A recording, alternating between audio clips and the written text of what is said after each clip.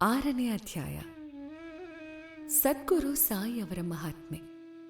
ಶ್ರೀರಾಮನವಮಿ ಸಮಾರಂಭ ಮತ್ತು ಮಸೀದಿ ಜೀರ್ಣೋದ್ಧಾರ. ಗುರುವಿನ ಹಸ್ತಸ್ಪರ್ಶದ ಮುಕ್ತಿ.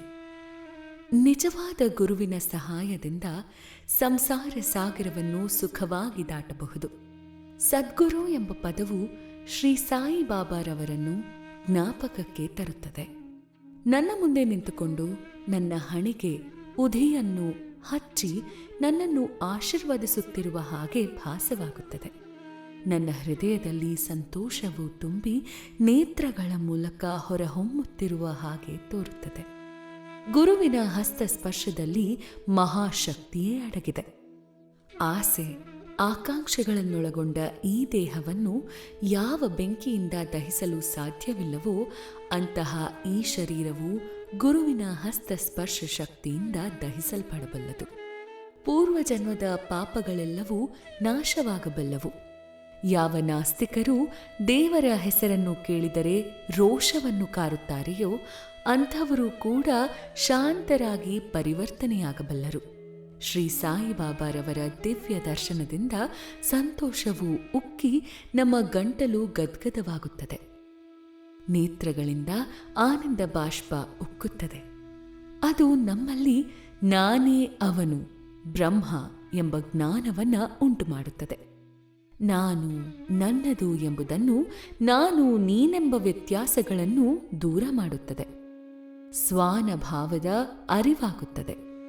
ನಾನು ಮಹಾಕಾವ್ಯಗಳನ್ನು ಓದಲು ಆರಂಭಿಸಿದರೆ ಪ್ರತಿಯೊಂದು ಘಟ್ಟದಲ್ಲಿಯೂ ಸದ್ಗುರುವಿನ ನೆನಪಾಗುತ್ತದೆ.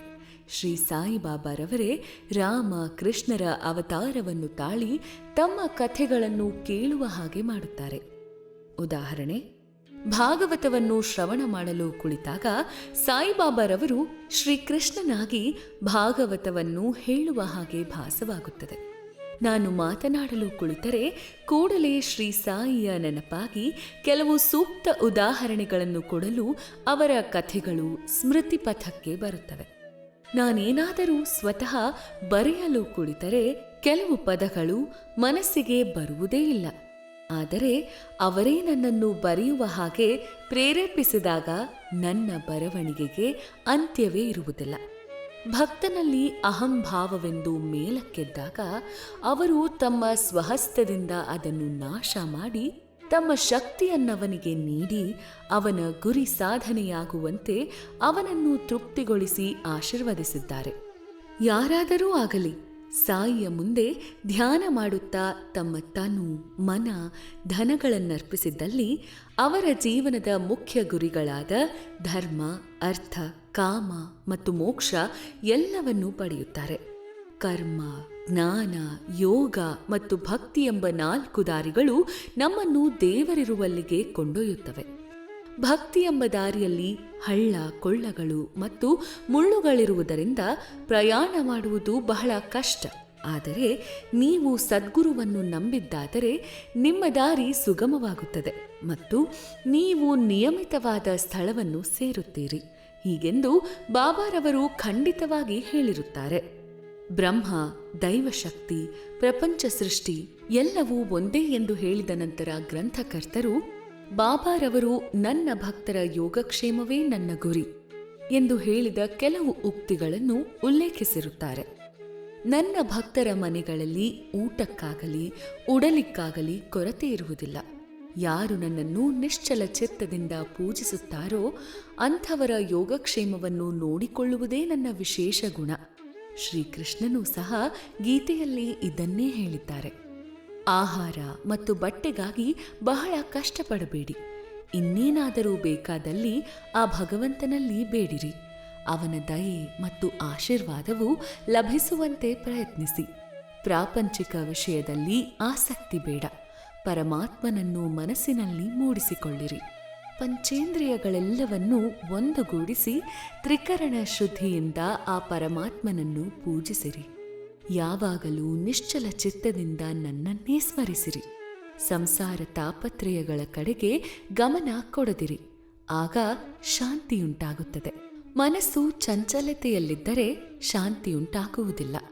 ಇದನ್ನು ಹೇಳಿ ಮುಂದುವರೆದು ಗ್ರಂಥಕರ್ತರು ಶಿರಡಿಯಲ್ಲಿಯ ಶ್ರೀರಾಮನವಮಿ ಸಮಾರಂಭವನ್ನು ವಿವರಿಸಿದ್ದಾರೆ. ಈ ಸುಂದರ ಶ್ರೀರಾಮನವಮಿ ಉತ್ಸವದ ಪೂರ್ಣ ವಿವರವು ಸಾಯಿ ಲೀಲಾ ಪುಸ್ತಕದ 1925ನೇ ವರ್ಷದ ಸಂಚಿಕೆಯಲ್ಲಿ ಪ್ರಕಟಿಸಲ್ಪಟ್ಟಿದೆ. ಅದರ ಸಾರಾಂಶವನ್ನು ಇಲ್ಲಿ ಕೊಡಲು ಪ್ರಯತ್ನಿಸಿದ್ದೇನೆ. ಮೂಲ: ಕೋಪರಗಾವದ ಸರ್ಕಲ್ ಇನ್ಸ್ಪೆಕ್ಟರ್ ಗೋಪಾಲರಾವ ಗುಂಡಾ ಅವರು ಶ್ರೀ ಸಾಯಿಬಾಬಾರವರ ಭಕ್ತರಾಗಿದ್ದರು. ಅವರಿಗೆ 3 ಪತ್ನಿಯರಿದ್ದರು. ಆದರೂ ಸಂತತಿ ಉಂಟಾಗಿರಲಿಲ್ಲ. ಸಾಯಿಬಾಬಾರವರ ಆಶೀರ್ವಾದದ ಫಲದಿಂದ ಅವರಿಗೆ ಪುತ್ರ ಜನನವಾಯಿತು. ಈ ಸಂತೋಷ ಸಮಾರಂಭದಲ್ಲಿ 1892ರಲ್ಲಿ ಶಿರಡಿಯಲ್ಲಿ ಒಂದು ಜಾತ್ರೆ ಅಥವಾ ಉರಸ್ ನಡೆಸಬೇಕೆಂದು ತೀರ್ಮಾನ ಮಾಡಿ ಸಾಯಿಬಾಬಾರವರ ಭಕ್ತ ಮಂಡಳಿಯ ಮುಂದೆ ವಿಷಯವನ್ನಿಟ್ಟರು. ಮಂಡಳಿಯು ಸಮ್ಮತಿಸಿ ಸಾಯಿಬಾಬಾರವರ ಅಪ್ಪಣೆ ಮತ್ತು ಆಶೀರ್ವಾದವನ್ನು ಪಡೆಯಿತು. ನಂತರ ಜಿಲ್ಲಾಧಿಕಾರಿಗಳಿಗೆ ಅರ್ಜಿ ಸಲ್ಲಿಸಿದರು. ಆ ಗ್ರಾಮದ ಪಟೇಲನು ಅದಕ್ಕೊಪ್ಪದೆ ವಿರುದ್ಧವಾಗಿ ಬರೆದುದರಿಂದ ಜಿಲ್ಲಾಧಿಕಾರಿಯು ಒಪ್ಪಿಗೆ ನೀಡಲಿಲ್ಲ. ಬಾಬಾರವರ ಆಶೀರ್ವಾದದ ಫಲದಿಂದ ಮತ್ತೊಮ್ಮೆ ಪ್ರಯತ್ನಿಸಿ ಜಯಶೀಲರಾದರು.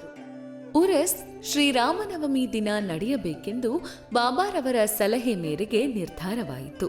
ಈ 2 ಉತ್ಸವಗಳು ಒಂದೇ ದಿನ ನಡೆಯಬೇಕೆಂಬ ಬಾಬಾರವರ ಸಲಹೆಯನ್ನು ಸೂಕ್ಷ್ಮವಾಗಿ ಪರೀಕ್ಷಿಸಿದರೆ ಹಿಂದೂ ಮತ್ತು ಮಹಮ್ಮದೀಯರ ಐಕ್ಯಮತ್ಯಕ್ಕೋಸ್ಕರವೇ ಈ ರೀತಿ ಬಾಬಾ ಹೇಳಿದಂತೆ ಕಂಡುಬರುವುದು. ಭವಿಷ್ಯದಲ್ಲಿ ಬಾಬಾ ಅವರು ಈ ಧ್ಯೇಯವನ್ನು ಸಾಧಿಸಿದರು. ಅನುಮತಿ ದೊರೆಯಿತು. ಆದರೆ ಕಷ್ಟಗಳು ಉದ್ಭವಿಸಿದವು. ಶಿರಡಿಯಲ್ಲಿ ನೀರಿನ ಅಭಾವವಿತ್ತು.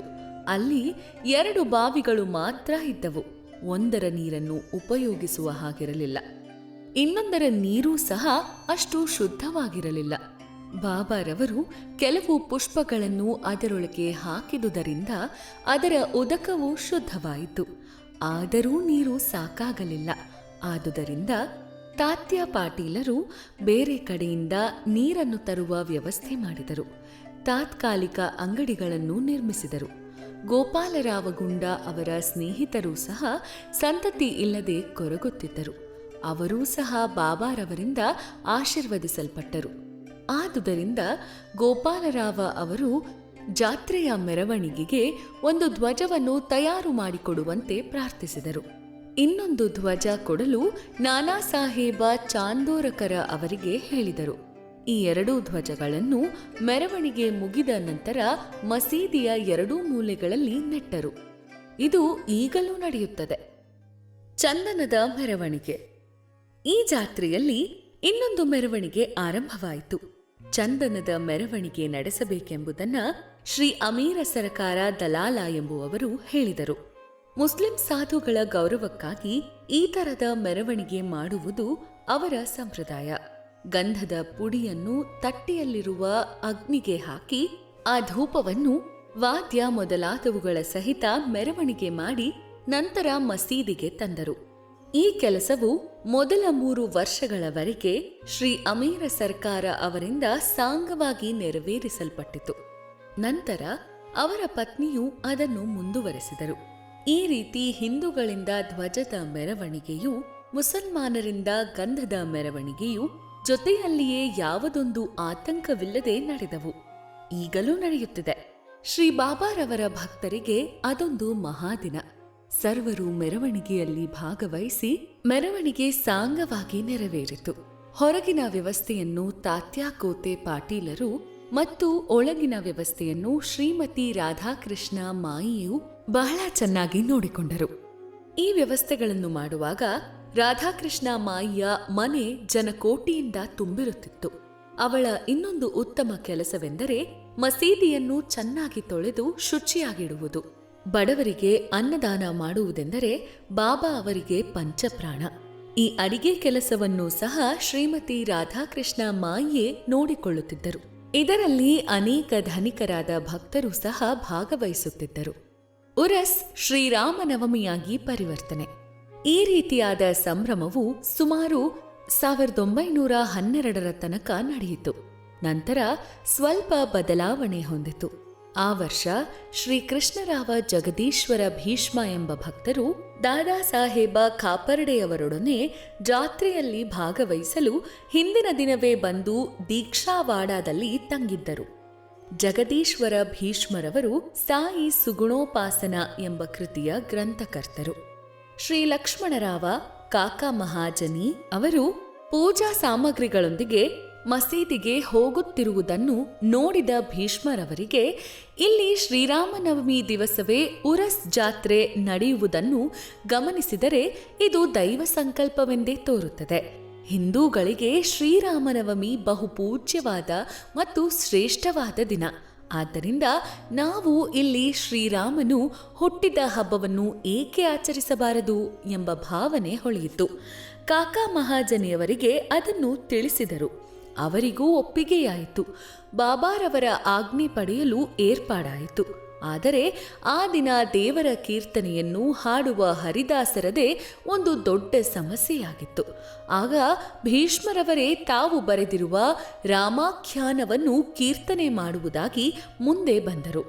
ಕಾಕಾ ಮಹಾಜನಿಯವರು ಹಾರ್ಮೋನಿಯಂ ನುಡಿಸಲೊಪ್ಪಿದರು. ರಾಧಾಕೃಷ್ಣಮಯಿಗೆ ಶುಂಠವಾಡ, ಸಕ್ಕರೆ ಮತ್ತು ಶುಂಠಿ ಪುಡಿ ಮಿಶ್ರಣ, ಪ್ರಸಾದದ ತಯಾರಿಕೆ ವಹಿಸಿದರು. ಈ ಅನುಕೂಲತೆಗಳನ್ನೆಲ್ಲ ಸಿದ್ಧಪಡಿಸಿಕೊಂಡು ಬಾಬಾರವರ ಅನುಜ್ಞೆ ಪಡೆಯಲು ಮಸೀದಿಗೆ ಹೊರಟರು. ಸರ್ವಜ್ಞರಾದ ಬಾಬಾರವರು, ನಿಮ್ಮ ಛತ್ರದಲ್ಲಿ ಏನು ನಡೆಯಿತು ಎಂದು ಕಾಕಾ ಮಹಾಜನಿಯವರನ್ನು ಕೇಳಿದರು. ಕಾಕಾ ಮಹಾಜನಿಯವರು ಉತ್ತರ ಕೊಡಲಾಗದೆ ಮೂಕರಂತೆ ನಿಂತರು. ನಂತರ ಬಾಬಾರವರು ಭೀಷ್ಮರವರನ್ನು ಪ್ರಶ್ನಿಸಿದರು. ಭೀಷ್ಮರವರು ಎಲ್ಲ ವಿಚಾರವನ್ನು ವಿಶದವಾಗಿ ವಿವರಿಸಿದರು. ಅದನ್ನು ಕೇಳಿ ಬಾಬಾರವರು ಒಪ್ಪಿಗೆ ಕೊಟ್ಟರು. ಆಗ ಸರ್ವರು ಆನಂದಭರಿತರಾಗಿ ಶ್ರೀರಾಮನವಮಿ ಹಬ್ಬಕ್ಕೆ ಬೇಕಾದ ವಸ್ತುಗಳನ್ನು ಅಣಿ ಮಾಡತೊಡಗಿದರು. ಮಸೀದಿಯನ್ನೆಲ್ಲ ಶೃಂಗರಿಸಿದರು. ರಾಧಾಕೃಷ್ಣ ಮಯಿಯು ತೊಟ್ಟಿಲನ್ನು ಶೃಂಗರಿಸಿ ಬಾಬಾರವರ ಪೀಠದ ಮುಂದೆ ಇಟ್ಟಳು. ಜಯಂತಿಯ ಕಾರ್ಯಕಲಾಪಗಳು ಆರಂಭವಾದವು. ಭೀಷ್ಮರವರು ಕೀರ್ತನೆ ಮಾಡಲು ಎದ್ದು ನಿಂತರು. ಮಹಾಜನಿಯವರು ಹಾರ್ಮೋನಿಯಂ ನುಡಿಸಲನುವಾದರು. ಆಗ ಬಾಬಾರವರು ಮಹಾಜನಿಯವರಿಗೆ ಕರೆ ಕಳುಹಿಸಿದರು. ಆಗ ಮಹಾಜನಿಯವರು ಬಾಬಾ ಈ ಉತ್ಸವ ಮಾಡಲು ಒಪ್ಪುವರೋ ಅಥವಾ ಇಲ್ಲವೋ ಎಂಬ ಸಂದೇಹದಿಂದ ಅವರ ಬಳಿ ಬಂದು ನಿಂತರು. ಆಗ ಬಾಬಾರವರು, ಇದೇನು ಸಂಭ್ರಮ, ಇಲ್ಲೇಕೆ ತೊಟ್ಟಿಲನ್ನು ಕಟ್ಟಿರುತ್ತೀರಿ ಎಂದು ಕೇಳಲು ಭೀಷ್ಮರವರು, ಇಂದು ಶ್ರೀರಾಮನವಮಿ, ಭಗವಾನ ಶ್ರೀರಾಮನ ಜನ್ಮದಿನ, ಆದುದರಿಂದಲೇ ಈ ತೊಟ್ಟಿಲು, ಈ ಸಮಾರಂಭ ಎಲ್ಲವೂ ಎಂದು ಉತ್ತರಿಸಿದರು.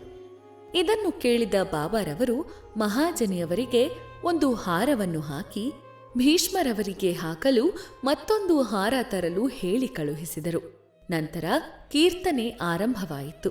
ಕೀರ್ತನೆ ಮುಗಿದ ನಂತರ ಜಯರಾಮ ಜಯರಾಮ ಎಂಬ ನಾಮಘೋಷವು ನಭೋಮಂಡಲವನ್ನು ಮುಟ್ಟಿತು. ಗುಲಾಲ ಎರಚಿದರು. ಗುಲಾಲ ಪುಡಿ ಬಾಬಾರವರ ಕಣ್ಣುಗಳಲ್ಲಿ ಬಿದ್ದುದರಿಂದ ಅವರು ಕೋಪೋದ್ರೇಕದಿಂದ ಗರ್ಜಿಸಿದರು.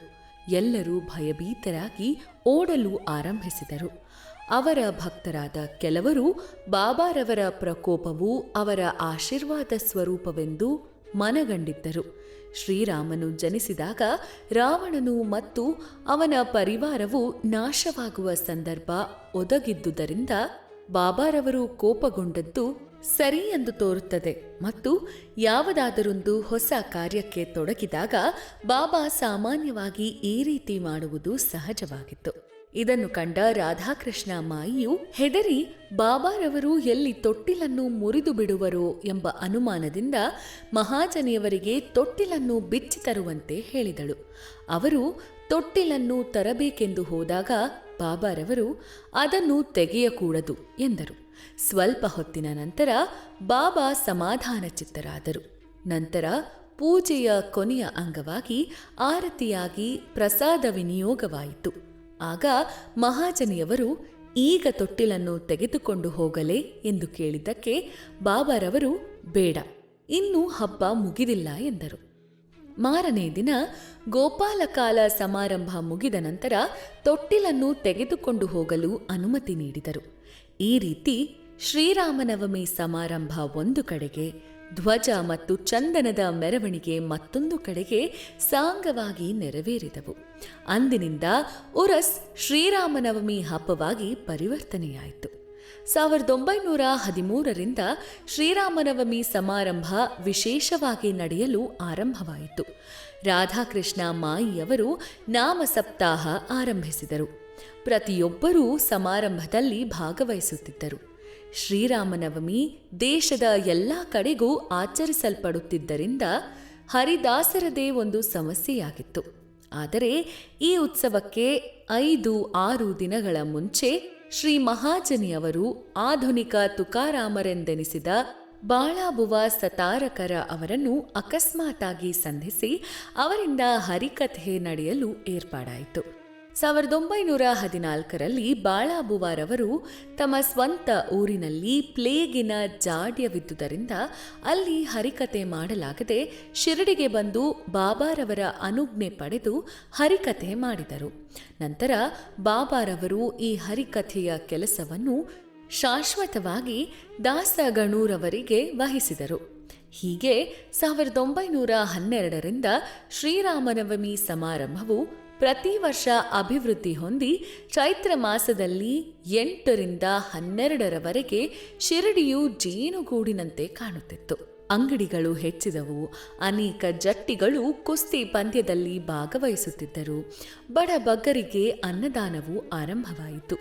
ರಾಧಾಕೃಷ್ಣ ಮಾಯಿ ಮತ್ತು ಇತರರ ಪರಿಶ್ರಮದಿಂದ ಶಿರಡಿಯು ಸಂಸ್ಥಾನವಾಗಿ ಮಾರ್ಪಾಡಾಯಿತು. ಸಾಮಾನು ಸರಂಜಾಮುಗಳು ಹೆಚ್ಚಿದವು. ಅಶ್ವದಳ, ಪಲ್ಲಕ್ಕಿ, ರಥ, ಬೆಳ್ಳಿಯ ಅನೇಕ ಸಾಮಾನುಗಳು, ಪಾತ್ರೆಗಳು ಇತ್ಯಾದಿಯಾಗಿ ಎಲ್ಲವನ್ನೂ ಭಕ್ತಾದಿಗಳು ಸಮರ್ಪಿಸಿದರು. ಮೆರವಣಿಗೆಗೆ ಆನೆಗಳನ್ನು ಸಹ ಸಮರ್ಪಿಸಿದರು. ಆದರೆ ಬಾಬಾರವರು ಇವುಗಳ ಕಡೆಗೆ ಗಮನ ಕೊಡದೆ ಮೊದಲಿನಂತೆಯೇ ಇದ್ದರು. ಹಿಂದೂ ಮಹಮ್ಮದೀಯರು ಬಹಳ ಚೆನ್ನಾಗಿ ಕಲೆತು ಉತ್ಸವವನ್ನು ಸಾಂಗವಾಗಿ ನೆರವೇರಿಸುತ್ತಿದ್ದರು. ಮೊದಮೊದಲು 5,000ದಿಂದ 7,000ವರೆಗೂ ಜನ ಸೇರುತ್ತಿದ್ದರು. ಬರಬರುತ್ತಾ ಜನಸಂದಣಿ 25,000ಕ್ಕೆ ಏರಿತು.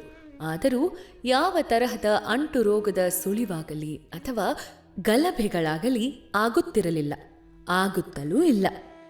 ಮಸೀದಿಯ ದುರಸ್ತಿ. ಗೋಪಾಲರಾವ ಗುಂಡ ಅವರಿಗೆ ಮತ್ತೊಂದು ಮುಖ್ಯ ವಿಚಾರ ಹೊಳೆಯಿತು. ಉರಸ್ ಹೇಗೆ ಆರಂಭಿಸಿದರೋ ಅದೇ ರೀತಿ ಮಸೀದಿಯ ದುರಸ್ತಿ ಕಾರ್ಯವನ್ನು ಕೈಗೊಳ್ಳಬೇಕೆಂದು ಅವರು ಮನಸ್ಸು ಮಾಡಿದರು. ಅದಕ್ಕೆ ಬೇಕಾದ ಸಿದ್ಧತೆಗಳನ್ನು ಮಾಡಿಕೊಂಡರು. ಬಾಬಾರವರು ಮೊದಲು ಅನುಮತಿ ನೀಡಲಿಲ್ಲ. ನಂತರ ಮಹಳಸಾಪತಿಯವರ ಒತ್ತಾಯದಿಂದ ಬಾಬಾ ಒಪ್ಪಿದರು.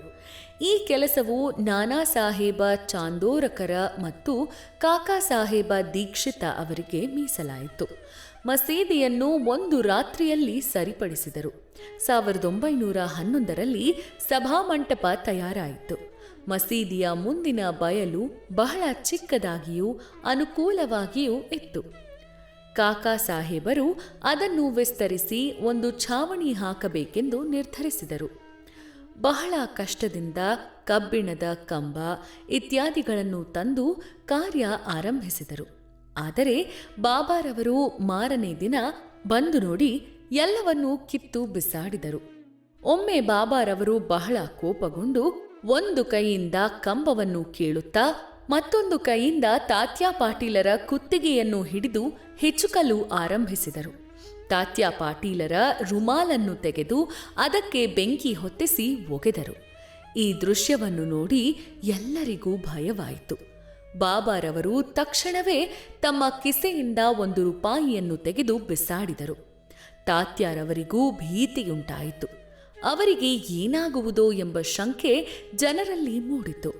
ಆದರೆ ಮುಂದೆ ಹೋಗಿ ಕೇಳಲು ಯಾರಿಗೂ ಧೈರ್ಯವಿರಲಿಲ್ಲ. ಭಾಗೋಜಿ ಸಿಂಧೆ ಅವರು ಸ್ವಲ್ಪ ಧೈರ್ಯ ಮಾಡಿ ಮುಂದೆ ಬರಲು ಬಾಬಾ ಅವರನ್ನೂ ತಳ್ಳಿದರು. ಶ್ಯಾಮ ಅವರಿಗೂ ಇದೇ ಗತಿಯಾಯಿತು. ಈ ರೀತಿ ಯಾರು ಯಾರು ಮುಂದೆ ಬಂದರೋ ಅವರೆಲ್ಲರಿಗೂ ಇದೇ ಗತಿಯಾಯಿತು. ನಂತರ ಸ್ವಲ್ಪ ಹೊತ್ತಿನ ಮೇಲೆ ಬಾಬಾ ಶಾಂತರಾದರು.